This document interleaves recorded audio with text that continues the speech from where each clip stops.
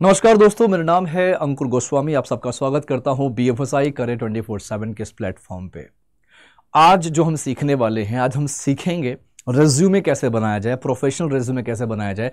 बच्चे बहुत मैसेज करते हैं, कमेंट करते हैं कि मैंने बहुत जगह अप्लाई किया जो आप वीडियोस बनाते हैं, लेकिन मुझे कोई कॉल्स नहीं आई। मैं बहुत सारे बच्चों का मैंने रेज्यूमे भी मंगवाया, ऐसे स्टूडेंट्स का रेज्यूमे मंगवाया, मैंने देखा तो बेटा बहुत ज़्यादा अलग तरीके से आपने रेज्यूमे बनाया था। मुझे बहुत अजीब लगता है कि अगर हम नौकरी की तलाश में हैं, नौकरी ढूंढ रहे हैं और हमें बेसिक्स चीज़ें भी नहीं पता, हमें बेसिक भी हमारा क्लियर नहीं है। मैंने जब आपको पता है मैंने वीडियोस बनाई थी, मैंने बोला था कि बेटा अड्डा 24/7 में आप लोग मुझे मेल करो, अगर आप अड्डा में नौकरी करना चाहते हो। मैं वो मेल प्रॉपर बताया भी था कि आपको ऐसे ऐसे मेल करना है। एक बच्चे ने एक लड़की है, मैं नाम खुद लेना चाहता हूं, मैं उसका नाम भूल रहा हूं, अंकिता पांडे नाम है शायद उस बच्ची का। उसने क्या किया ना, देखो नाम लेने का यह मतलब नहीं कि मैं तुमको बदनाम कर रहा हूं, नाम लेने का यह मतलब है कि इतनी सब कुछ करने के बाद भी इतनी बड़ी गलती कैसे कोई कर सकता है। उस बच्चे ने जैसे जैसे मैंने बताया था कि बेटा ऐसे ऐसे मेल लिखना है, सब्जेक्ट लाइन लिखनी है, कंटेंट लिखना है, बहुत बढ़िया लिखा उसने। ये उसकी बात कर रहा हूं जब आपने अड्डा 24/7 के लिए अप्लाई किया था। मैंने बोला था मुझे मेल करो, आपका इंटरव्यू ऑनलाइन होगा, बस आपको आके ज्वाइन करना होगा गुड़गांव लोकेशन, अगर आप सिलेक्ट होते हो तो। उस बच्चे ने सब कुछ अच्छे से लिखा, लेकिन जो रेज्यूमे दिया था ना, मतलब वो बच्ची मास्टर्स कर रही है पॉलिटिकल साइंस में, राइट, और उसने जो रेज्यूमे लिखा था वो पेन से लिखकर उसको फोटो खींच के मुझे भेजा था। सीरियसली, ये तुम्हें लगता है कि तुम इस तरह नौकरी तुम्हें मिल पाएगी बेटा? मैं सिर्फ तुम्हारी बात नहीं कर रहा, आपके जैसे जितने भी बच्चे हैं, जितने भी कैंडिडेट्स हैं, जिनको लगता है कि मैं एक्सपर्ट हूं, मैं ये हूं, मैं वो हूं, बेटा कुछ नहीं हो आप समझो। आप AI की जनरेशन में बात कर रहे हो और आपके रिज्यूमे को देखकर मुझे लगता है क्या चल रहा है यार, ये आपको बेसिक रिज्यूमे नहीं बनाने आता। दोस्तों, ये वीडियो आपके लिए है। अगर आपको रिज्यूमे नहीं बनाने आता या फिर आप हर जगह अप्लाई करते हो, कॉल नहीं आती है, please learn how to make a professional resume. Sample भी यहां पे दूंगा, सैंपल भी दिखाऊंगा, आपको अपने अकॉर्डिंग बनाना है। मैं आपको समझाऊंगा कैसे कैसे आपको रिज्यूमे बनाना होगा। आप इतने सारे सोचो, खुद दिमाग लगाओ। इतने बड़े बड़ी कंपनीज के ईमेल आईडीज में, आप HR के ईमेल आईडीज में आप मेल करते हो, आपको रिज्यूमे क्यों नहीं आता? आपका रिज्यूमे शॉर्टलिस्ट क्यों नहीं होता? मैं ये नहीं कह रहा कि मेरे सारे स्टूडेंट का होता है, मेरे कुछ ऐसे स्टूडेंट भी हैं जिनका हो जाता है। जो आप लोग देख सकते हो, पोस्ट वाले सेक्शन में जाके देखना, बहुत सारे लोगों का पोस्ट लगा हुआ है। कोई VRM बन रहा है, कोई अमेजॉन में किसी का हुआ है, किसी का टेली परफॉर्मेंस में, किसी का टेक महिंद्रा में, किसी का इन्फो एज में, अलग अलग MNCs और BPOs में भी हुआ है, बैंक्स में भी हुआ है। बेटा आपको समझना होगा रेज्यूमे कैसे बनाते हैं। सबसे पहले देखो, समझते हैं रेज्यूमे बनाने के लिए ना एक कुछ चीजें ध्यान देने वाली है। अगर आप फ्रेशर हो, फर्स्ट कैटेगरी जो होती है फ्रेशर्स की, मैं इस अलग अलग कैटेगरी में बताऊंगा। फ्रेशर्स हो गए, एक्सपीरियंस्ड हो गए, राइट। फ्रेशर्स अगर आप हो तो सबसे पहले आपको रेज्यूमे कैसे बनानी है, एक सैंपल मेरे पास है, मैं सैंपल दिखाता हूं। और ये सैंपल है, ये मेरी एक स्टूडेंट है, राइट, काजल नाम की, बहुत अच्छी स्टूडेंट है, बहुत प्यारी स्टूडेंट है, मेरी छोटी बहन जैसी है। तो ये वो बच्चे हैं जो मुझसे पिछले 2 साल से कनेक्टेड हैं और अच्छा खासा इन्होंने अपने ऊपर काम किया है। Now they are trend. ये right now she is working with ICICI bank. तो अभी क्या है ना, इसके समरी देखो, ये एक फ्रेशर का रेज्यूमे होने वाला है। आपने ऊपर नाम अपना लिख दिया, राइट। उसके बाद यहां पे आपने कॉन्टैक्ट डिटेल्स लिखा, जहां पे आपका कॉन्टैक्ट नंबर आएगा, आपका ईमेल आईडी आएगा, ओके, आपका यहां पे जो भी आपका लोकेशन है वो आएगा, प्लस नीचे इसने डाला नहीं है, नीचे आपको लिंक्डइन प्रोफाइल आपको डालनी होती है। लिंक्डइन प्रोफाइल, अगर आज के टाइम पे आप लिंक्डइन पे नहीं हो, बेटा आप सच बता रहे, अभी आपको सीखना है, नौकरी की तलाश मत करो। अभी 5 दिन, 7 दिन, 8 दिन, 10 दिन अपने आप को दो, लिंक्डइन पे प्रोफाइल बनाओ। क्योंकि लिंक्डइन जैसा प्लेटफॉर्म इतना शानदार प्लेटफॉर्म है जिसके जरिए आपको वॉक इन इंटरव्यूज कहां पर हैं, HR से डायरेक्टली कनेक्ट कर सकते हो आप कंपनीज के। आपके पास इतना बड़ा अपॉर्चुनिटी है, लेकिन हमारे देश में लोगों को लिंक्डइन नहीं पता। अब मैं ये बताता हूं, पिछले 2 से 3 महीने में काफी बच्चों ने लिंक्डइन बनाया है, सिर्फ क्यों पता है? मुझसे कनेक्ट करने के लिए। अब ये भी कर सकते हो, लेकिन प्लीज मुझसे कनेक्ट करने के लिए सिर्फ मत बनाओ। काफी बच्चों, मैं एक पहले तो ये चीज एडमिट करता हूं, काफी बच्चों ने मुझे मैसेज किया है व्हाट्सएप पे, टेलीग्राम पे और लिंक्डइन पे, मैं रिवर्ट नहीं कर पा रहा था। दोस्तों बहुत ज्यादा मैं इंगेज हो गया था अलग अलग कुछ पर्सनल चीजों में इंगेज था, जिसकी वजह से मैं नहीं आपको रिवर्ट कर पाया। ट्रस्ट मी, मैं बहुत जल्दी रिवर्ट करूंगा आप सबको। आई नो कि आप सब मुझ पे बहुत भरोसा करते हो, इसलिए आपने बहुत सारे मैसेज, 1-2 मैसेज नहीं है, कई हजार मैसेज पड़े हुए हैं मेरे पास जो मुझे रिवर्ट करना है। आई डू अंडरस्टैंड कि वो दिन प्रतिदिन बढ़ता जा रहा है, तो मुझे उसको जल्दी से खत्म करना होगा। बात करते हैं अगर इसकी, बेटा यहां पे आपने ये फ्रेशर्स के लिए रेज्यूमे है, आपने अपना नाम लिखा, यहां पे कॉन्टैक्ट डिटेल्स जिसमें कॉन्टैक्ट नंबर, ईमेल आईडी, आपका लोकेशन और आपका लिंक्डइन प्रोफाइल होना चाहिए, राइट। यही प्रोफेशनल रेज्यूमे कहता है। आगे चलते हैं, इस वाले देखो ये दो पार्ट में डिवाइड है, राइट, दो पार्ट में डिवाइड है, ओके। ये एक पार्ट में आपका ये आ गया आपका प्रोफाइल समरी, ये समरी आ गया। अब समरी को अच्छे से देखो, ये समरी में बहुत सिंपल लिखा है, हालांकि इसमें भी 4-7-8 लाइन है, लेकिन आप इसको 4 से 5 लाइन में कंप्लीट कर सकते हो। प्रोफाइल समरी देखो, याद रहे आपको जो रेज्यूमे बनाना है ना, मेरा ये मानना है कि रेज्यूमे जो आप बना रहे हो, 2 रेज्यूमे बनाइए। एक रेज्यूमे होना चाहिए इंडस्ट्री स्पेसिफिक, यानी कि अगर आप बैंक में, फाइनेंस में, यानी कि बीएफएसआई में जाना चाहते हो तो एक रेज्यूमे बीएफएसआई स्पेसिफिक होना चाहिए, जो सिर्फ और सिर्फ बैंक और फाइनेंस की जॉब्स के लिए आप उसको अप्लाई करो। दूसरा दूसरा जो रेज्यूमे है वो एक स्टैंडर्ड होना चाहिए, जैसे ये स्टैंडर्ड है, राइट। यहां पे ये सारी चीजें लिखी है, प्रोफाइल समरी। और अगर आप बीएफएसआई के लिए डाल रहे हो, टेक के लिए डाल रहे हो, अगर आप किसी और पर्टिकुलर बीपीओ के लिए डाल रहे हो, तो यहां पे प्रोफाइल समरी में लिखो कि मैं एक बीएफएसआई एस्पिरेंट हूं, बीएफएसआई में अपना करियर देखना चाहता हूं, बीएफएसआई की जो नॉलेज है उसको आगे नॉलेज को इंप्लीमेंट करना चाहता हूं प्रोसेस में। तो ये चीज आप लिख सकते हो समरी में, लेकिन याद रहे समरी हमेशा 4-5 लाइन में खत्म होना चाहिए, राइट। आधा पेज मत भरो समरी से। चलो आगे देखते हैं, एजुकेशन। बेटा एजुकेशन इसने देखो बहुत क्लियर लिखा है, एजुकेशन 12th ग्रेड और 10th ग्रेड। यहां पे देखो कितने अच्छे से लिखा हुआ है। हमारे देश में बच्चे सबसे ज्यादा जो गलती करते हैं दोस्तों, वो करते हैं बॉक्स में। आप एजुकेशन बॉक्स में मत लिखो, एक वो जो एटीएस होता है। अब ये एटीएस क्या भला है, ये देख लेते हैं। एटीएस क्या होता है? आप लोग सर एटीएस क्या होता है? बेटा एटीएस जो होता है ये ट्रैकर सिस्टम होता है, एप्लीकेशन ट्रैकिंग सिस्टम या सॉफ्टवेयर। ये क्या करता है, आपके एप्लीकेशन को जो आपने अप्लाई किया है ना, जो आपका रिज्यूमे है, उसको रीड करता है ये सॉफ्टवेयर। अब ये सॉफ्टवेयर काम कैसे करता है? मान लो मैं एक एचआर हूं, मैंने सेल्स के लिए मैंने रिक्रूटमेंट लगाया, मैंने सेल्स के लिए जॉब ओपनिंग्स मैंने लगाई कहीं ना कहीं अलग अलग पोर्टल्स पे, राइट, लिंक्डइन पे, naukri.com पे। मैंने सेल्स के लिए मैंने पोस्ट डाल दी कि सेल्स की नौकरी है, सेल्स के लिए अप्लाई, अगर आप इंटरेस्टेड हो या आप एलिजिबल हो तो आप अप्लाई करिए, राइट। और आपने अप्लाई कर दिया। अब यहां पे मेरे पास 10,000 रेज्यूमे आ गए। समझना गाइस, समझना, रिलेट करना। मेरे पास 10,000 रेज्यूमे आ गए। क्या मैं जो एचआर हूं, क्या मैं एक एक रेज्यूमे बैठ के पढ़ूंगा? Is it really going to happen? बताओ मुझे, ऐसा होता है क्या? कोई एचआर क्या रेज्यूमे पढ़ता है? जहां पे 2-3 रेज्यूमे है समझ में आता है, जहां पे 10-12 समझ में आता है, लेकिन जहां पे 100, 150, 500 इतने ज्यादा या फिर 10-10 हजार, अमेजॉन में एक हफ्ते में on an average, Amazon India में एक हफ्ते में 10,000 रेज्यूमे आते हैं। क्या कोई आदमी पढ़ेगा? नहीं। वहां पे सॉफ्टवेयर होता है। सॉफ्टवेयर क्या करता है, जिस भी रोल के लिए अप्लाई किया गया है उसी रोल से रिलेटेड जो भी स्किल्स होती है, जो भी स्किल्स की रिक्वायरमेंट है, जो भी स्किल्स होगा, वो स्किल्स के कुछ कीवर्ड्स होंगे।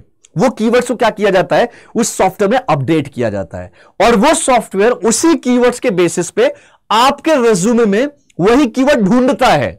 जैसे सेल्स की अगर मैं बात कर रहा हूं तो communication skills, negotiation skills, convincing skills, ये 3 स्किल्स मैंने क्या किया, इस सॉफ्टवेयर में अपडेट कर दिया। अब ये 3 स्किल्स अगर आपके रिज्यूमे में अपडेटेड है तो ही आपका रिज्यूमे शॉर्टलिस्ट होगा, नहीं तो नहीं होगा। जितना हाथ पैर मारना है मार लो, जितना दुनिया भर का कोर्स करना है कर लो, नहीं होने वाला सिलेक्टेड। ये होता है तरीका। क्योंकि बेटा जब आप इंटरव्यू देने जाओगे तब ना, जब आपको शॉर्टलिस्ट होगी आपका रिज्यूमे। जब रेज्यूमे शॉर्टलिस्ट नहीं होगा तो बेटा नौकरी कहां से लगेगी? रेज्यूमे ही शॉर्टलिस्ट नहीं होगा तो आप इंटरव्यू दोगे कैसे? और इंटरव्यू नहीं दोगे तो नौकरी भी नहीं लगेगी, करेक्ट। तो ये सब चीजें इंटर रिलेटेड है, ये बहुत इंपॉर्टेंट है। अगर रेज्यूमे अच्छे से बना लिया तो नौकरी के लिए इंटरव्यू आएगा ही आएगा, ठीक है। तो ध्यान दीजिए इन सब चीजों पे। बेटा एटीएस पे ध्यान दीजिए। और आपका ये जो देखो, जैसे यहां पे एजुकेशन इसने अच्छे से लिखा है, बैचलर ऑफ कॉमर्स किया है कुरुक्षेत्र यूनिवर्सिटी से, 21 से 24 में किया है। उसके बाद 12th ग्रेड किया, इसमें जो भी हरियाणा बोर्ड से किया है। परसेंटेज लिखा है। परसेंटेज लिखना कोई मैंडेटरी नहीं है, जरूरी नहीं है परसेंटेज लिखो मत लिखो, डिपेंड करता है। ये लिखना कोई मैंडेटरी नहीं है, नहीं लिखोगे तो भी चलेगा। ईयर ऑफ कंप्लीशन लिखना जरूरी होता है। फिर उसने 10th ग्रेड किया, ये उसके स्कोर रहे, राइट। ये पूरा हो गया। अब आते इस साइड क्या क्या चीजें हैं ये समझ लेना, क्योंकि यहां पे ये ओवर हो गया। ये फ्रेशर का है रेज्यूमे, फ्रेशर का रेज्यूमे है। अब देखते हैं बेटा यहां पे क्या है। यहां पे आपने कॉन्टैक्ट डिटेल्स तो देख लिया, यहां पे लिंक्डइन प्रोफाइल लगाना जरूरी है। उसके बाद सॉफ्ट स्किल्स की बात करते हैं। तो सॉफ्ट स्किल्स, मैं अगर स्किल्स की बात करूं, देखो बहुत सारे बच्चे क्या लिखते हैं स्किल्स में, लिखते हैं कि कंप्यूटर कोर्स किया है, डिप्लोमा किया। बेटा ये सब मत लिखो, अंडरस्टैंड द रियलिटी। आप ये सब लिखने से कुछ नहीं होने वाला, कुछ भी नहीं होने वाला। रीजन क्या है, आपने जो डिप्लोमा किया है, जो कोर्स किया है, उसमें आपको आता क्या है वो आपको मेंशन करना है। क्या वो रेलिवेंट है, क्या वो रेलिवेंट है? समझो समझो, फिर से समझो। आपने अभी मैंने बहुत सारे बच्चों का देखा है, बेटा आप सेल्स के लिए अप्लाई कर रहे हो और आपने अपने रिज्यूमे में लिखा कि मुझे पावर बीआई आता है, चलो ठीक है। आपने लिखा मुझे डेटा एनालिटिक्स आता है, मुझे सॉफ्टवेयर डेवलपमेंट आता है, मैंने बहुत सारे अलग अलग सॉफ्टवेयर डेवलपमेंट के पोर्टल्स या प्लेटफॉर्म्स पे काम किया है। तो आपको लगता है कि आपको शॉर्टलिस्ट किया जाएगा? नहीं किया जाएगा, इंटरव्यू के लिए कॉल नहीं करेंगे। क्यों? आप तो सेल्स के लिए बने ही नहीं हो, राइट? अब वहीं पे आपने किसी टेक कंपनी में अप्लाई किया, टेक कंपनी में अप्लाई किया, किसी सॉफ्टवेयर कंपनी में अप्लाई किया एज ए सॉफ्टवेयर इंजीनियर या सॉफ्टवेयर डेवलपर के लिए, और आपने पूरे रिज्यूमे में कहीं नहीं लिखा कि आपको सॉफ्टवेयर टेक्नोलॉजी आती है या नहीं आती, कौन कौन से प्लेटफॉर्म्स पे काम किया है, कौन कौन से प्रोजेक्ट्स पे काम किया है, जो प्रोजेक्ट्स किया है क्या वो एग्जीक्यूट करा भी है या नहीं करा है, वो सिर्फ आपका लाइव प्रोजेक्ट है या एक मिनी प्रोजेक्ट है, क्या है? आपने कुछ भी मेंशन नहीं किया। बेटा इस केस में भी आपको जॉब के लिए इंटरव्यू के लिए कॉल नहीं आएगी। तो ये सब समझिए, आप जिस जॉब के लिए आप अप्लाई कर रहे हो उस जॉब के स्किल्स आपके रिज्यूमे में प्रॉपर झलकने चाहिए। आओ बात करते हैं दोबारा अपने इस पे। अब यहां पे देखो, यहां पे ये लिखा है इफेक्टिव कम्युनिकेशन, उसके बाद convincing skills, problem solving skills, team work, time management skills, adaptability, negotiation, quick learner, motivated. चलो मोटिवेटेड छोड़ दो, बाकी ये यहां से अगर मैं सेल्स की बात करूं, राइट? देखो सेल्स वर्ड क्यों यूज कर रहा हूं बार बार, क्योंकि एज अ फ्रेशर ज्यादातर जो जॉब्स आती है वो सेल्स के लिए आती है। बैंक में अगर आप जाते हो सेल्स या नॉन सेल्स के लिए, सेल्स के लिए जाओगे या फिर रिटेल बैंकिंग, हालांकि वो भी सेल्स का ही पार्ट है, तो किसी के लिए चीज आप जाते हो बैंकिंग, आपका फ्रंट लाइन या सेल्स बैक एंड, कहीं भी अगर जाते हो बैंक में, तो दोस्तों आपको जो ये सारे स्किल्स हैं यही मैटर करेगा, राइट? कम्युनिकेशन स्किल्स होने चाहिए, कन्विंस करना आना चाहिए, नेगोशिएट करना आना चाहिए, टाइम मैनेज करना आना चाहिए, इन्वायरमेंट के साथ अडॉप्ट एडजस्ट करना आना चाहिए, क्विक लर्नर होना चाहिए। ये सारे स्किल्स आप नहीं लिखते हो अपने रिज्यूमे में, आपको लिखना है ये सारे स्किल्स, राइट? क्योंकि बच्चे क्या करते हैं, स्किल्स लिख दिया, इसमें 4-5 चीज लिख देते हैं कि कंप्यूटर डिप्लोमा किया, कंप्यूटर कोर्स किया, ये किया वो किया। मत लिखो, अगेन आई एम सेइंग मत लिखो। एंड जो लोग बोलते हैं मुझसे मिलवाओ, प्लीज मुझसे आके मिलो, जो लोग बोलते हैं सर्टिफिकेट मैटर करता है, मेरे दोस्तों मेरे पास आज तक कोई सर्टिफिकेट नहीं है, मैंने एमबीए भी नहीं करा है, मैंने एमबीए भी नहीं करा है और मेरे पास कोई सर्टिफिकेट नहीं है। I am just a simple graduate from distance learning college, that's it. Simple graduate guys, वो भी बीकॉम नहीं, बीएससी आईटी करा, सिंपल ग्रेजुएट हूं, राइट? इसकी एक समझो इस चीज को, स्किल्स मैटर करता है, आप अपने आप को प्रेजेंट कैसे करते हो वो मैटर करता है, कितनी नॉलेज है आपके पास वो मैटर करता है। अरे ठीक है यार, कहीं ना कहीं ये सर्टिफिकेशंस आपको नौकरी नहीं दिलाएगा, ये चीज मैं इस बात की गारंटी दे सकता हूं, जो करना कर लो यार। दैट इज डिफरेंट थिंग कि आप एक बड़े प्रोफाइल के लिए जा रहे हो, you are graduate from IIMs, you are graduate from B schools, top B schools, बहुत मैटर करता है। हाँ यूनिवर्सिटीज मैटर करती है, नो डाउट, मैं ये नहीं कह रहा, मैं इस चीज को बिल्कुल नहीं कह रहा कि यूनिवर्सिटी मैटर नहीं करती, बहुत करती है। लेकिन दोस्तों अगर आप एक नॉर्मल सिंपल से यूनिवर्सिटी से हो तो कोई बात नहीं, आपने कोई जुर्म नहीं किया, आप अपने स्किल्स पे काम करो। यार मैं 12वीं पास के बाद मैं भटक गया था, मेरा कुछ और करने का मन था, मैं कुछ और करना चाहता था 12वीं के बाद, राइट? तो मैं फोकस नहीं कर पाया ये एंट्रेंस एग्जाम्स में, उस समय AI-EEE चलता था इंजीनियरिंग के लिए, वो सब नहीं कर पाया मैं ज्यादा, इसलिए मुझे कुछ नहीं समझ में आया, तो सिंपल मैंने BSc IT ज्वाइन कर लिया, वो भी डिस्टेंस लर्निंग से। तो इस चीज को मैं एक्सेप्ट करता हूं यार, I am not denying at all, मैं एक्सेप्ट कर रहा हूं इस चीज को, लेकिन मैंने अपने स्किल्स पे बहुत काम किया, जिसके जरिए आज मेरे अंडर पे, मेरे नीचे बहुत सारे MBA ग्रेजुएट्स काम करते हैं, मैं MBA ग्रेजुएट्स को ट्रेन कर रहा हूं। So that's the reality. देखो यार, हमारे देश में भी आप सर्च करो, हमारे देश के बहुत सारे बड़े बड़े कंपनी के ऐसे ओनर हैं, कंपनी के ऐसे फाउंडर हैं, those who are just undergraduate age in just completed their 12th and still they are running like unicorn companies, समझो राइट। तो ये रियलिटी है। आप फिर मैं बोल रहा हूं सर्टिफिकेट को इतना मैटर मत दीजिए, सर्टिफिकेट मैटर नहीं करता, उस सर्टिफिकेट से सीखा हुआ नॉलेज मैटर करता है, और वो नॉलेज आपको यहां लिखना है और लिखना आना चाहिए। इस वीडियो को एंड तक देखना, ये वीडियो आपको नौकरी दिलाएगी, ये गारंटी मैं देता हूं। नौकरी दिलाएगी मतलब नौकरी के लिए, इंटरव्यू के लिए कॉल आएगा ही आएगा अगर आप ये ऐसी रेज्यूमे बनाते हैं तो। चलो सॉफ्ट स्किल्स हो गया। स्किल्स को हमेशा दो पार्ट में डिवाइड करो, soft skills and tech skills, ठीक है। सॉफ्ट स्किल्स हो गया। नाउ टेक स्किल्स की बात करते हैं। टेक स्किल्स में टेक्निकल स्किल्स। अब यहां पे देखो बहुत सिंपल सा बच्चे ने लिखा है, राइट। क्या लिखा है? कॉर्पोरेट एक्सेल आता है इसको। आप लोग क्या करते हो, लिखते हो एमएस ऑफिस, फिर आगे लिखते हो। देखो ये बच्चे करते हैं यार, ये बच्चे बहुत गलतियां करते हैं। बच्चे क्या करते हैं, मैंने जो देखा है कि मुझे स्किल्स में क्या है, मुझे एमएस ऑफिस आता है, फिर यहां लिखते हैं एमएस एक्सेल आता है, फिर यहां लिखते हैं एमएस पेंट आता है, फिर पावर पॉइंट। ये बेटा ऐसे आप लोग लिख रहे हो, ये गलत है। दिस इज टोटली रॉन्ग, ये बहुत गलत है। अगर मेरे जैसे सन की आपका इंटरव्यू ले रहा है ना, पहली बात तो एमएस ऑफिस में ही सब कुछ आता है, ये सब कुछ एमएस ऑफिस का ही पार्ट है। दूसरा, अगर आपको एमएस एक्सेल पूरा आ रहा होता तो लाखों की सैलरी में बैठे होते आप। एमएस एक्सेल ये पूरा नहीं आता किसी को, इस पूरा छोड़ो, 40% 30% भी नहीं आता आपको ये एमएस एक्सेल। मत लिखो एमएस एक्सेल आता है आपको। ये अगर पावर पॉइंट ढंग से आ रहा होता ना, तो किसी बड़ी कंपनी में अच्छे पोजीशन पे काम कर रहे होते, आप जॉब की तलाश में नहीं भटक रहे होते। And paint is not so required man, नहीं इतनी ज्यादा रिक्वायरमेंट है। आप समझिए, आपको नहीं लिखना ये सारी चीजें। जैसे यहां पे बच्चे ने लिखा है टेक्निकल स्किल्स, कॉर्पोरेट एक्सेल, यानी कि एक कंपनी में जिस एक्सेल की स्किल्स की रिक्वायरमेंट है बच्चे को वो आता है।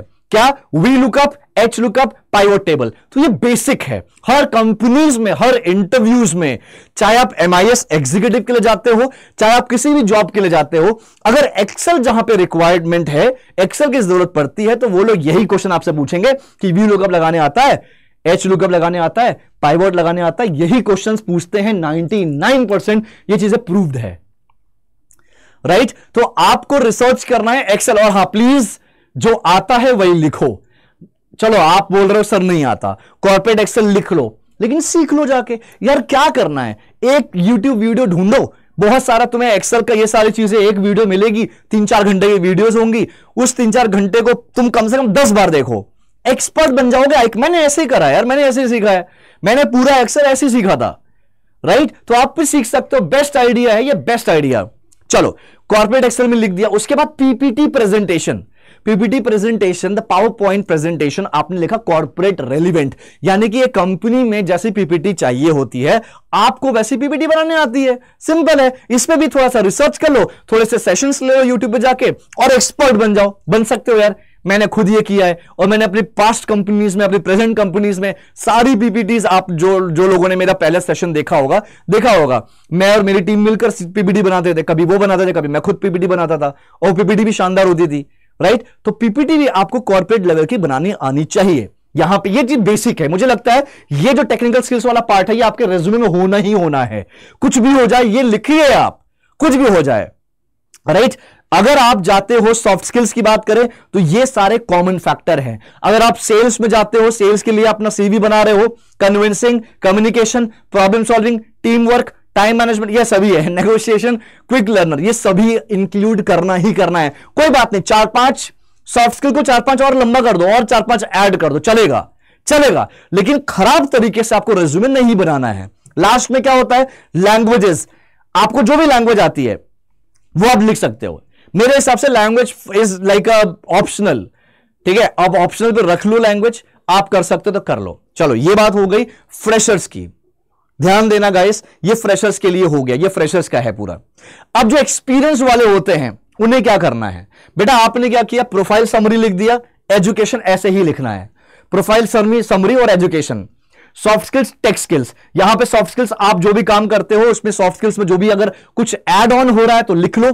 टेक स्किल्स में, यहां पे टेक स्किल्स में अगर तुम्हें कोई अलग से तुम्हें किसी सॉफ्टवेयर पे, किसी इनबिल्ट सॉफ्टवेयर पे काम किया है तो आप यहां पे अपडेट कर सकते हो, राइट। उसके अलावा याद रखना रिज्यूमे में आप, अगर मैं एक्सपीरियंस की बात करूं तो एक्सपीरियंस कैसे लिखना है। बच्चे क्या करते हैं, 5-5 साल का एक्सपीरियंस है, एक लाइन में खत्म, I have 5 years of experience in HDFC bank as a executive. ओ भाई क्या कर रहे हो यार, क्या कर रहे हो, गुनाह कर रहे हो, गुनाह कर रहे हो आप, ट्रस्ट में गुनाह कर रहे हो। आपके पास अगर एक्सपीरियंस है तो यहां पे एक्सपीरियंस डालिए, प्रोफेशनल एक्सपीरियंस डालिए, राइट। डालने के बाद नंबर 1, मान लो एक कंपनी में काम किया है, मान लेते हैं एग्जांपल ले लेते हैं, एचडीएफसी बैंक में काम किया है 2 साल एज अ सेल्स ऑफिसर, तो यहां पे लिखो, बोल्ड में लिखो एचडीएफसी बैंक, बोल्ड में लिखना है इसको, एचडीएफसी बैंक। आगे लिखो क्या लिखना है, कौन से कितने समय काम किया, कब से कब तक काम किया है। और एक और चीज याद रखना, सीवी का कुछ रूल होता है, रिज्यूमे का कुछ रूल होता है। अगर आप फ्रेशर नहीं हो, एक्सपीरियंस्ड हो, लेकिन आपका एक्सपीरियंस जो है किसी कंपनी में 2 महीना, किसी में 4 महीना, किसी में 8 महीना, किसी में 6 महीना, अलग अलग कंपनी में काम किया, शॉर्ट टर्म के लिए, कम समय के लिए, मत लिखना। अपने रिज्यूमे में लिखने की कोई जरूरत नहीं है, वो बहुत बड़ा क्वेश्चन मार्क है। क्यों, कौन सा इशू, स्टेबिलिटी का इशू है। आप स्टेबल्ड नहीं हो कंपनी में, तो ये चीजें आपको ध्यान देनी है। अगर आप एक्सपीरियंस्ड हो तो यहां पे अपना एक्सपीरियंस लिखिए। कम से कम देखो, मिनिमम एक्सपीरियंस जो काउंट होता है वो कम से कम 1 साल होता है, तो 1 साल या उससे ज्यादा हो तो लिखो। 1 साल से कम है, लाइक 9-10 महीना है, लेकिन आपके पास वैलिड रीजन है छोड़ने का।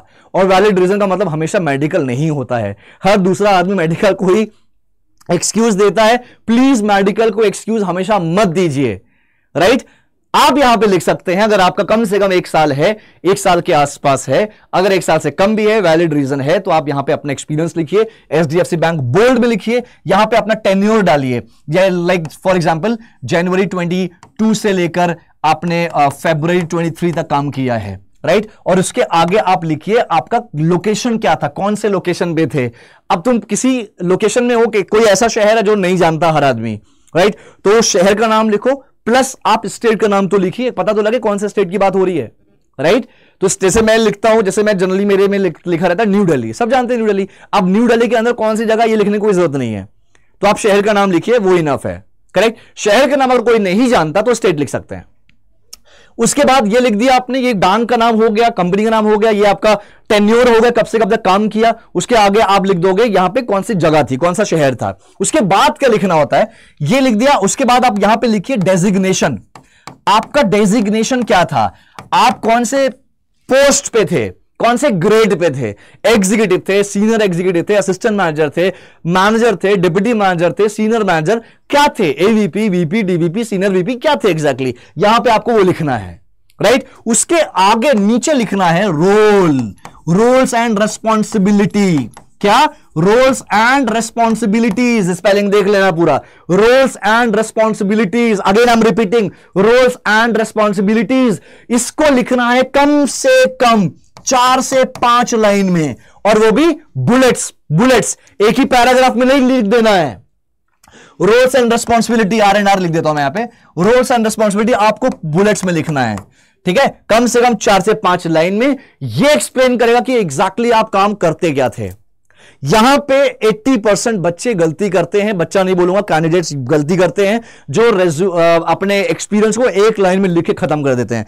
अब आप बोलोगे सर मुझे पता तो है मैं काम क्या करता हूं, लेकिन घुमा फिरा के मेरा काम तो 2 ही 3 आ रहा है, तो यहां पे मैं 5 लाइन, अगर आपने बोला कि एक एक लाइन करके 5 बुलेट्स लिखना है, 5 पॉइंट्स लिखना है, तो वो लिखूंगा कहां से। तो इसका सबसे बेस्ट ट्रिक बताता हूं। इसका सबसे बेस्ट ट्रिक है, आपको करना क्या है, जैसे मान लो कि मेरा काम है रोल्स एंड, चलो ऑपरेशंस एग्जीक्यूटिव, मैं ऑपरेशन एग्जीक्यूटिव था एचडीएफसी बैंक में, राइट। एचडीएफसी बैंक में ऑपरेशंस एग्जीक्यूटिव था, मैं करता क्या था मुझे पता है, लेकिन उसको मैं पॉइंट में कैसे लिखूं, कंफ्यूजन है। अब उस केस में क्या करना है, उस केस में आपको लेना है हेल्प गूगल की या चैट जीपीटी की। क्या लेनी है, चैट जीपीटी की हेल्प, गूगल की हेल्प लो कि roles and responsibility of operation executive in, जो भी तुम्हारा बैंक का या कंपनी का नाम है, एचडीएफसी बैंक, इन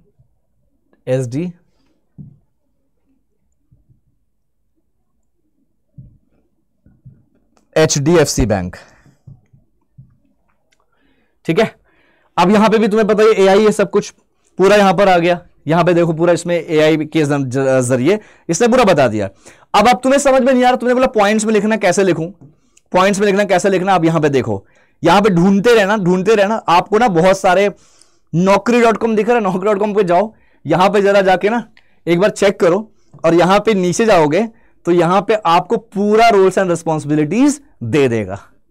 ये ट्रिक है, ये देखो बुलेट पॉइंट, से बुलेट्स कहते हैं, ये बुलेट पॉइंट्स में ये दिया हुआ है ऑपरेशन एग्जीक्यूटिव, या जो भी तुम्हारा रोल है उस रोल को डालो गूगल पे और कोशिश करो कि naukri.com या किसी जॉब पोर्टल का उसके आगे नाम लिख दो ताकि वही खुलेगा, और उसी जॉब पोर्टल पे जाके रोल्स एंड रिस्पॉन्सिबिलिटी पूरा एज इट इज, मैं नहीं बोल रहा एज इट इज, थोड़ा सा समझ के 2-4 पॉइंट्स लेकर, इंपॉर्टेंट पॉइंट्स लेकर आपको अपने रेज्यूमे में कॉपी पेस्ट करना है। इसका बहुत इंपैक्ट होता है, ये बात याद रखना, क्योंकि ये जो आपने कॉपी पेस्ट किया है ना, ये कहां से किया है, जॉब पोर्टल से किया है। और ये जो जॉब पोर्टल है, ये जो जॉब है, ये पोर्टल है, यहां पे जो जॉब पोस्ट किया है, जो रोल्स एंड रिस्पॉन्सिबिलिटी पोस्ट की है, वो खुद कंपनी ने करी है। तो यानी कि जो आप काम करते हो वो एग्जैक्ट वही काम करते हो, राइट। एग्जांपल के तौर पे आप सेल्स ऑफिसर हो, लेकिन आपको यही पता है कि खाली मैं सेल्स करता हूं, बस यही पता है। अब आप एक कोटक महिंद्रा में सेल्स ऑफिसर हो, तो आपको करना क्या है, आपको यहां पे लिखना है, तो आप यही गूगल पे लिखो कि roles and responsibility of sales officer of Kotak Mahindra bank, आगे करके नौकरी लिख दो, आ जाएगा ये रोल्स एंड रिस्पॉन्सिबिलिटी उसका, सेल्स ऑफिसर एग्जैक्टली, उसे कॉपी करो, पेस्ट कर दो अपने एक्सपीरियंस वाले फॉर्म में। दोस्तों यही तरीका है जिसके जरिए आप आगे बढ़ सकते हो, याद रहे ये चीज, ठीक है। अब आगे मैं भी बढ़ता हूं, आगे बताता हूं दोस्तों कि अब नेक्स्ट जो क्वेश्चन आता है मेरे पास कि सर मेरे पास गैप है, बहुत बड़ा गैप है, मैंने ग्रेजुएशन किया 2020 में, उसके बाद अब 2025 आ रहा है, 5 साल गैप है और मैंने कोई काम नहीं किया, मैं फ्रेशर, मैं क्या दिखाऊं। तो देखो जो मैं एग्जांपल देने जा रहा हूं ना, वो आप दिखा सकते हो। क्या दिखाना है आपको क्या शो करना है रेज्यूमे में। आप कोशिश करिए कि जो 5 साल आपने प्रिपरेशन किया है, प्रिपरेशन जो भी किया है, सरकारी नौकरी की तैयारी करते हैं ज्यादातर, तो अगर आप क्लियर कर रहे हो या स्टिल प्रिपेयर कर रहे हो तो उसको बताने की जरूरत नहीं है इंटरव्यू में, या फिर रिज्यूमे में लिखने की ऑब्वियसली जरूरत नहीं है, ठीक है। आपको क्या लिखना है, आपको उसमें लिखना है कि 5 साल आपने ट्रेनिंग में थे, आप ट्रेनिंग देते थे, आप लोकल इंस्टीट्यूट, लोकल कोचिंग में पढ़ाते थे, आप कुछ ऐसा बताओ। देखो पढ़ाना बहुत बड़ी बात होती है, पढ़ाना बहुत बड़ा स्किल है, राइट। आप ये लिख सकते हो कि एक लोकल इंस्टीट्यूट में या लोकल कोचिंग में आप ये सब्जेक्ट पढ़ाते थे इतने से इतने क्लास तक, वो चीज आप लिख सकते हो। कौन से, वो भी वहां पे भी एक एक्सपीरियंस करके डाल सकते हो, एक एक्सपीरियंस करके डाल सकते हो। प्रोफेशनल एक्सपीरियंस जो है वो आपका जो जहां पे जॉब करा है वो हो सकता है, उसके अलावा एडिशनल एक्सपीरियंस आप लिख सकते हो। एडिशनल एक्सपीरियंस पे आप लिख सकते हो कि आपने 5 साल जो गैप है उसको फिल करने के लिए आप लिखोगे कि आपने 5 साल जो है उस आपने इस वाले इंस्टीट्यूट में, जो कि आपके लोकल होम टाउन पे है, वहां पे आपने ट्रेनिंग दी है या पढ़ाया है, या आपने कोच करते हो इतने क्लास के बच्चों को इतने इतने सब्जेक्ट्स में। आप ये लिखो, इससे क्या होगा, आप देखो पढ़ाना एक ऐसा कला है, एक ऐसी आर्ट है दोस्तों, जिसका जो स्किल्स होते हैं ना उसके, वो हर जॉब में अवेलेबल है, हर जॉब में एप्लीकेबल होते हैं, राइट। तो स्किल्स बहुत सारे होते हैं पढ़ाने के लिए, इसीलिए आपको वो चीज मेंशन करनी है, वो बेहद जरूरी होती है। अब आते हैं आगे।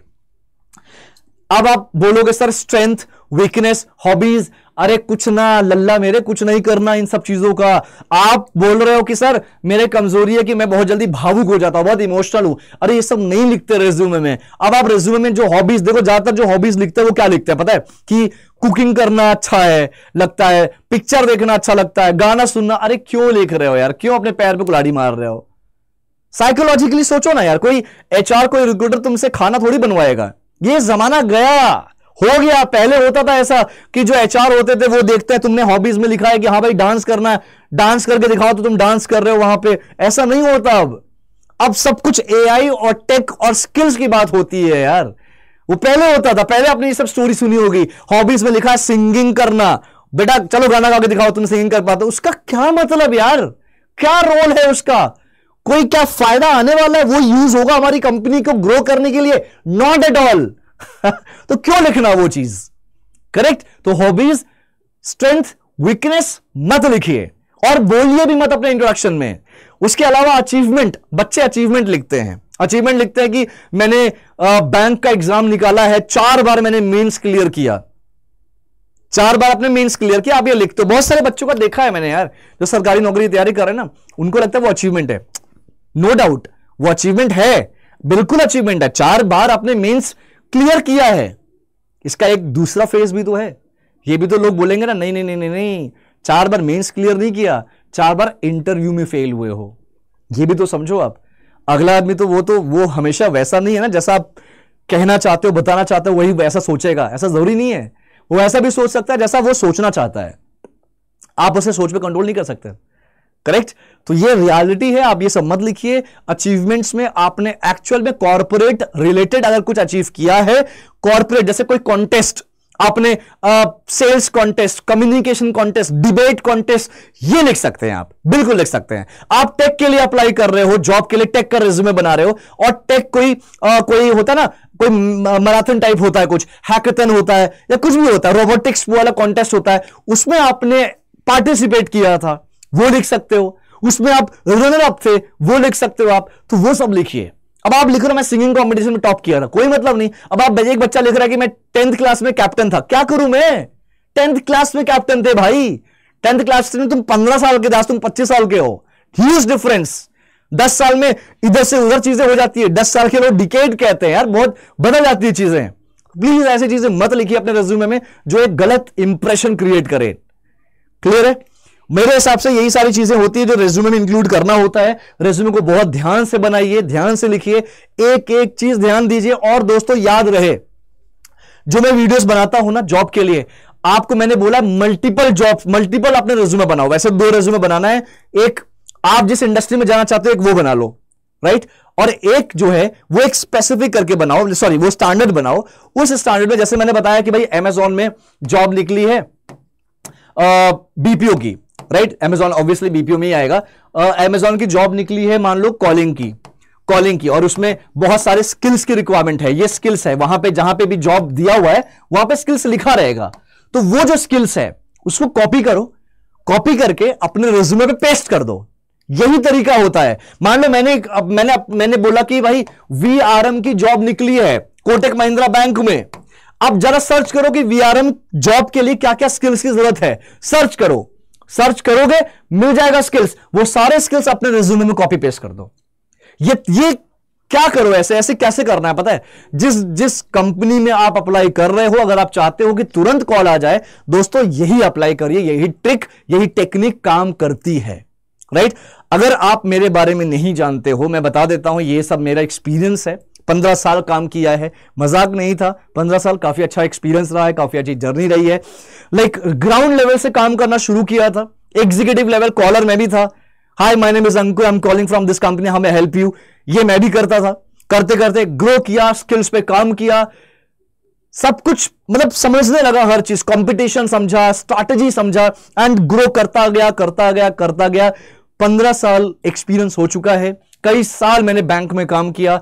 बैंक में अगर बात करूं तो सीनियर ऑफिसर या ऑफिसर लेवल से मैंने शुरुआत करी थी, वहां से लेके सीनियर मैनेजर तक पहुंचा था। कोई अगर बैंक में काम कर रहे हो आपके, आप पूछेगा उनसे कि सीनियर मैनेजर प्रोफाइल कितनी बड़ी प्रोफाइल होती है, कितनी छोटी होती है, क्या औकात होती है उस प्रोफाइल की, sorry to use this word औकात, स्टेटस क्या होती है, आप ये पूछिएगा, राइट। तब आपको पता चलेगा कि सीनियर मैनेजर क्या होता है। फिर उसके बाद वहां से मैंने एजुकेशन की तरफ मैंने रुख किया, एंड आज मैं 15,000 से ज्यादा बच्चों को ट्रेन कर चुका हूं, और बच्चे मेरे ट्रेन किए हुए अलग अलग कंपनीज में, बैंक्स में, अलग अलग जगह काम कर रहे हैं। मैं ये नहीं बोल रहा कि बहुत बड़े पोजीशन पे, सब फ्रेशर थे यार, सब फ्रेशर हैं, राइट। तो एंट्री लेवल पे एटलीस्ट जॉब करना शुरू कर चुके हैं। You have to follow my instructions. If you will be following my instruction, definitely you would also get some good position guys. So आपको ये रिज्यूमे बनाने का तरीका है, ऐसे रिज्यूमे बनाइए। देखो यार, जो मेरी वीडियोस होती है, कोई ऐसी वीडियो मैं नहीं बना रहा जिसमें एडिट करके दूं आपको, आपके सामने लाइव दिखा रहा हूं, लाइव बता रहा हूं, ताकि आपको ये ना लगे कि आप वीडियो देख रहे हो, आपको लगे एक प्रॉपर सेशन चल रहा है, अंकुर सर आके यहां पे समझा रहे हैं, सिखा रहे हैं, राइट। तो ये आप सबके लिए है, जितने लोग प्रिपरेशन कर रहे हैं या नहीं कर रहे हैं। बेटा प्रिपरेशन कर रहे हो, ज्यादा टाइम हो गया, या फाइनेंशियल प्रॉब्लम है, कुछ भी XYZ रीजन है, तो आप ये सीखिए। मैं ये नहीं कह रहा प्रिपरेशन कर रहा हो तो मत छोड़ दो उसको, छोड़ो मत, आप वो कंटिन्यू करना है, कंटिन्यू करो, लेकिन साथ में आपको प्राइवेट सेक्टर की तरफ आपको एटलीस्ट स्किल्स पे काम करना होगा, बहुत जरूरी है, राइट दोस्तों। तो दोस्तों मैं फिर से बताऊंगा, तो मेरा नाम है अंकुर गोस्वामी। अगर आप मुझसे गाइडेंस लेना चाहते हो, मुझसे कनेक्ट करना चाहते हो, तो लिंक्डइन पे जाइए, नीचे देखिए डिस्क्रिप्शन बॉक्स पे डिस्क्रिप्शन पे दिया हुआ है, लिंक्डइन का प्रॉपर प्रोफाइल है, वहां पे जाइए, 3 बिंदु होगा, मुझे फॉलो का रिक्वेस्ट मत भेजना, उससे कुछ नहीं होगा। फॉलो के बगल में 3 बिंदु आएगा, उस पर क्लिक करना, कनेक्शन रिक्वेस्ट आएगा, उस पर क्लिक करना, मेरे पास रिक्वेस्ट आएगी, मैं उसको एक्सेप्ट करूंगा, फिर आप मुझे मैसेज कर सकते हैं लिंक्डइन पे। लिंक्डइन ही एक ऐसा जरिया है जिसके जरिए हम बातचीत कर सकते हैं। वहां पे मैं अपना नंबर वगैरह भी शेयर करता हूं, व्हाट्सएप पे भी हम डिस्कस करते हैं। अपना नंबर जाहिर सी बात है मैं यहां पे शेयर नहीं कर सकता। तो आप सीखिए, आप अफलातून मत बनिए, आप हवा में बातें मत करिए, लॉजिक बातें करिए, लॉजिकल बातें करिए। और रही बात जॉब, सर मेरे शहर में यहां जॉब नहीं है, वहां जॉब नहीं है, ये जॉब नहीं है, वो जॉब नहीं, ये करना बंद करिए। अपने जॉब, अपने स्किल्स पे पहले काम करिए। आप स्किल्ड नहीं हो दोस्तों, आप स्किल्स पे काम करिए, जो जो ट्रेंडिंग है उसको समझिए, उसके बाद फिर मुझसे कनेक्ट भी करिए। मैं ये नहीं बोल रहा कि मैं आपको हेल्प नहीं करूंगा भाई, रोज 5-5, 6-6 वीडियोस बना रहा हूं, लोगों को नौकरी लग रही है, जिसकी नहीं लग रही प्लीज मुझसे कनेक्ट कर ले। राइट, क्लियर है गाइस? मैं बस यही चाहता हूं कि हमारे देश में पूरी तरह से बेरोजगारी हट जाए। मैं और भी कोशिश कर रहा हूं naukri.com के जरिए, और भी अलग अलग प्लेटफॉर्म पे मैं कोशिश कर रहा हूं कि बढ़िया कुछ अपॉर्चुनिटी मिले, आप सब तक पहुंचाऊं। जो मतलब जितना हो सके उतना मैं करूंगा। मैं आपके लिए 7 की जगह 10-10 वीडियोस डेली लाऊंगा, 10-10 जॉब डेली लाऊंगा। मैं फिर बोल देता हूं, मैं कोई यूट्यूबर नहीं हूं, मैं यूट्यूब से पैसे कमाने का मेरा कोई जरिया नहीं है। मेरी सैलरी मुझे मिलती है, I am a professional trainer, professional expert, तो मेरी सैलरी वो मिल रही है मुझे। राइट, तो ये मत सोचना कि आई एम अ यूट्यूबर। मुझे तो यूट्यूब के बारे में पता भी नहीं है, मेरा बस इतना मुझे पता है कि मुझे ऐसी ऐसी जॉब ढूंढनी है, ऐसे ऐसे बच्चों तक ये जॉब्स वीडियोस या फिर जो स्किल्स वाली वीडियोस होती है, स्किल्ड कैसे बने, जॉब कैसे ढूंढे, और रोज 6-6, 7-7 वीडियोस डालता हूं वॉक इन इंटरव्यूज के। वॉक इन इंटरव्यूज तो करने जाओ। आप बोलते हो ना सर अप्लाई नहीं हो रहा है, कॉल नहीं आ रहा है, तो what about walk in interviews? वो तो कोई जाता ही नहीं ना, जाते हैं जो सेलेक्ट हो जाते हैं। तो दोस्तों चैनल से जुड़िए, चैनल एक बेहतरीन प्लेटफॉर्म है, ये BFSI करियर 24/7 एक बेहतरीन प्लेटफॉर्म है जो आपको पूरी तरह से वॉक इन इंटरव्यूज, आपको वर्क फ्रॉम होम जॉब्स, आपको अलग अलग की जॉब अपॉर्चुनिटीज, इंटरव्यू के लिए कैसे प्रिपेयर करें, नौकरी कैसे ढूंढे, रेज्यूमे कैसे बनाएं, और यहां तक कि अगर आप बैंक फाइनेंस में जाना चाहते हो तो BFSI का फ्री कोर्स प्लेलिस्ट में जाके देखो। और अगर आपको देखना है कि मैंने कौन कौन सी जॉब बनाता हूं, वीडियोस लेके आता हूं जॉब अपडेट्स की, तो लाइव सेक्शन में जाओ। 2 ही आपको कैटेगरी देखनी है, लाइव सेक्शन और प्लेलिस्ट, बस। बहुत सारे बच्चों की नौकरी लगी है, आई एम वेरी हैप्पी, लोगों की नौकरी लग रही है, लोग आगे बढ़ रहे हैं, तो आप भी आगे बढ़िए। अपना ख्याल रखिए दोस्तों, thank you so much. I hope जो भी मैंने समझाया, जो भी बताया, आप एक बार कमेंट जरूर करिएगा कि आपको समझ में आया कि नहीं, आपको मजा आया कि नहीं, क्या ऐसी वीडियो या इस तरह की चीजें आपने कभी देखी होगी? मुझे लगता है नहीं देखी होगी, अगर देखा होता तो बना लिया होता अभी तक। तो ये देखो, यहां पे फिर से एक बार लास्ट में मैं ये PDF फिर से, सॉरी, मैं ये शो कर रहा हूं आपको एज अ फ्रेशर ऐसे ही बनाना है। राइट, अगर आप एक बार देख लो, एक बार फिर से देख लो, अगर आप एक्सपीरियंस्ड हो तो भी एज इट इज ऐसे ही होना चाहिए, लेकिन एक्सपीरियंस वाला कॉलम एजुकेशन के बाद होना चाहिए, और जैसे मैंने बताया था वैसे ही एक्सपीरियंस का कॉलम होना चाहिए। राइट, स्ट्रेंथ, वीकनेस और आपका हॉबीज नहीं होगा। एक्सपीरियंस को बहुत अच्छे से आपको डिटेल में समझाना है, और एक्सपीरियंस के बारे में रोल्स एंड रिस्पॉन्सिबिलिटी को कहां करना है, गूगल से जाके आपको कॉपी करना है। ऑलराइट, तो इसी तरह अपने स्किल्स पे काम करते रहिए, आगे बढ़ते रहिए। मैं हमेशा आपके साथ हूं और आगे भी रहूंगा। इस प्लेटफॉर्म को एक बड़े लेवल तक पहुंचाना है कि लोग जुड़े, ना कि सब्सक्राइबर, बल्कि यहां पे ऐसे लोग जुड़े जिनको एक्चुअल में नीड है नौकरी की, और वो स्किल्ड नहीं है और स्किल्ड होना चाहते हैं। ख्याल रखिए, थैंक यू सो मच। मिलते हैं नेक्स्ट जॉब अपडेट में, अपना ख्याल रखिए। Thanks a lot. आप मुझसे कनेक्ट करिए, लिंक्डइन का प्रोफाइल है, और इस चैनल से जुड़िए, चैनल को सब्सक्राइब करिए दोस्तों। Thank you so much everyone.